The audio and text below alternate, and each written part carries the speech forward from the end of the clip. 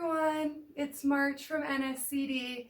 Thank you so much for joining me for today's story time. I'm so excited about this. We are going to start doing story times every Thursday, and we are going to transition to doing them through Zoom so that we can all see each other, read together, laugh together, have so much fun. So I'm really excited about that. As we're switching to the Zoom platform, these story times are going to become a lot more interactive.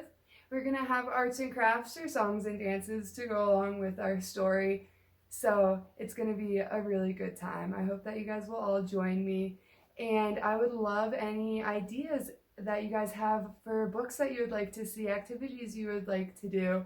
Any input that you have for us, please leave it in the comments. I would love to hear from you guys. So today I'm going to be reading Stellaluna, which is one of my favorite books.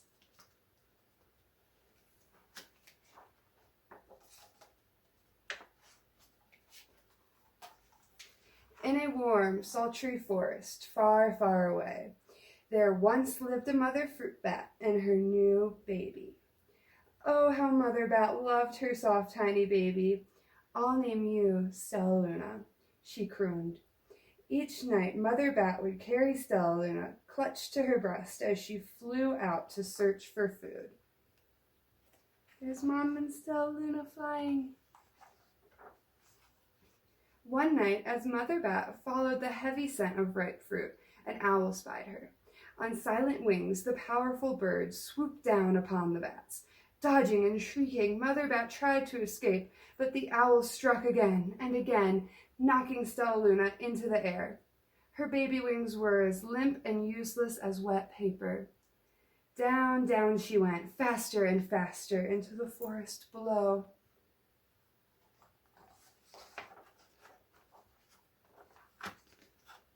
The dark, leafy tangle of branches caught Stellaluna as she fell. One twig was small enough for Stellaluna's tiny feet. Wrapping her wings about her, she clutched the tiny branch, trembling with cold and fear. "Mother," Stellaluna squeaked, "where are you?" By daybreak, the baby bat could hold on no longer. Down, down she dropped. Flump! Stellaluna landed headfirst in a soft, downy nest, startling the 3 baby birds who lived there. Stellaluna quickly clambered from the nest and hung out of sight below it. She listened to the babble of the 3 birds. "What was that?"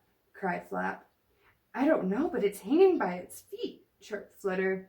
"Shh, here comes Mama," hissed Pip.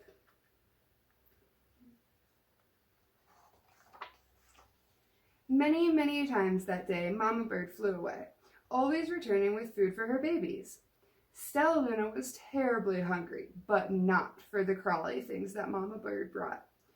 Finally, though the little bat could bear it no longer, she climbed into the nest, closed her eyes, and opened her mouth. Plop! Dropped in a big green grasshopper! Yum!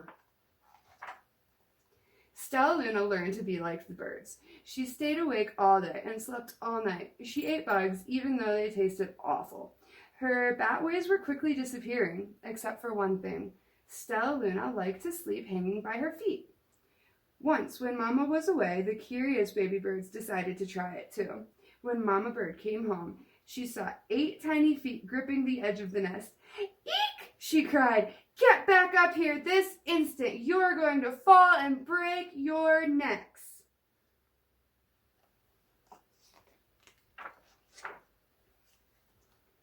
The birds clambered back into the nest, but Mama Bird stopped Stellaluna. "You are teaching my children to do bad things. I will not let you back into this nest unless you promise to obey all the rules of this house." Stellaluna promised. She ate bugs without making any faces. She slept in the nest at night, and she didn't hang by her feet. Stellaluna behaved as good as a good bird should.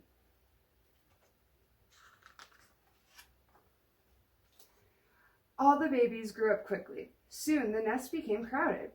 Mama Bird told them it was time to learn to fly. One by one, Pip, Flitter, and Flap, and Stellaluna jumped from the nest. Their wings worked! Just like that, thought Stellaluna. Or I'm just like them, thought Stellaluna. I can fly too. Pip, Flitter, and Flap landed gracefully on a branch. Stellaluna tried to do the same. How embarrassing.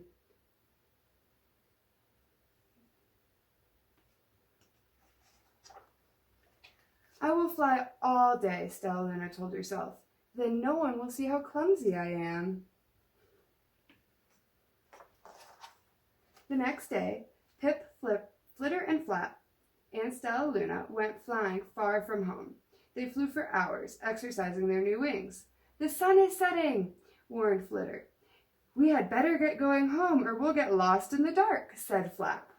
But Stellaluna had flown far ahead and was nowhere to be seen. The three anxious birds went home without her. All alone, Stellaluna flew and flew until her wings ached and she dropped into a tree. I promised not to hang by my feet, Stellaluna sighed, so she hung by her thumbs and soon fell asleep. She didn't hear the soft sound of wings coming near. Hey, a loud voice said, why are you hanging upside down? Stellaluna's eyes opened wide. She saw a most peculiar face. I'm not upside down. You're upside down, Stellaluna said. Ah, but you're a bat. Bats hang by their feet. You are hanging by your thumbs, so that makes you upside down, the creature said. I'm a bat. I'm hanging by my feet, so that makes me right side up. Stellaluna was confused. Mama Bird told me I was upside down. She said I was wrong. Wrong for a bird, maybe, but not for a bat. More bats gathered around to see the strange young bat who behaved like a bird. Stellaluna told them her story. You ate a bug? Stuttered one. You slept at night? Gasped another. How very strange, they all murmured. Wait, let me look at this child. A bat pushed through the crowd. An owl attacked you? She asked, sniffing Stellaluna's fur. She whispered, You are Stellaluna. You are my baby. You escaped the owl, cried Stellaluna. You survived. Yes, Mother Bat said as she wrapped her wings around Stellaluna. Come with me, and I'll show you where to find the most delicious fruit you'll never have to eat another bug as long as you live. But it's nighttime, Stellaluna squeaked. We can't fly in the dark or we'll crash into the trees. We're bats, said Mother. We can see in the dark. Come with us. Stellaluna was afraid, but she let go of the tree and dropped into the deep blue sky.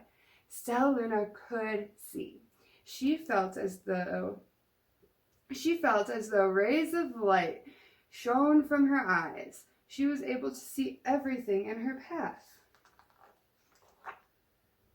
Soon as the bats found a mango tree, and Stellaluna ate as much of the fruit as she could hold. I'll never eat another bug as long as I live, cheered Stellaluna as she stuffed herself full. I must tell Pip, Flitter, and Flap. The next day, Stellaluna went to visit the birds. Come with me and meet my bat family, said Stellaluna. Okay, let's go, agreed Pip. They hang by their feet and they fly at night and they eat the best foods in the world, Stellaluna explained to the birds on their way. As the birds flew among the bats, Flap said, I feel upside down here. So the birds hung by their feet. Wait until dark, Stellaluna said excitedly. We will fly at night. When night came, Stellaluna flew away. Pip, Flitter, and Flap leapt from their tree to follow her. I can't see anything, yelled Pip. Neither can I, howled Flitter. Ah! Shrieked Flap. They're going to crash, gasped Stellaluna. I must rescue them. Stellaluna swooped about. Grabbing her friends in the air, she lifted them into a tree and the birds grasped a branch. Stellaluna hung from the limb above them. That's a good friend. "We're safe," said Stellaluna. Then she sighed, "I wish you could see in the dark, too." "We wish you could land on your feet," Flitter replied. Pip and Flap nodded. They perched in silence for a long time. "How can we be so different, but feel so much alike? And how can we feel so different and be so much alike?" wondered Pip. "I think this is quite a mystery," Flap chirped. "I agree," said Stellaluna, "but we're friends, and that's a fact."